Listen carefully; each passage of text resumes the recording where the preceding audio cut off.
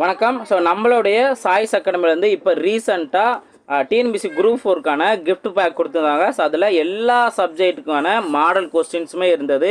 Topic வைஸாக revise பண்ணுறதுக்கு ரொம்பவே யூஸ்ஃபுல்லாக இருக்கும்.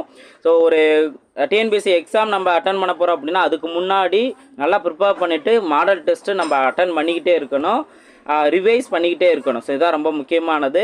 இந்த கிஃப்ட் பேக்லேருந்து எல்லா டாப்பிக்குமே நல்லா ரிவைஸ் பண்ணலாம். மேக்ஸை பொறுத்த வரைக்கும் எல்லா டாப்பிக்குமே ஒவ்வொரு டேஸ் கான்செப்டில் கொடுத்துருக்காங்க. மொத்தம் 60 டேஸ் கான்செப்டில் இங்கே டே ஷீட் கொடுத்துருக்காங்க.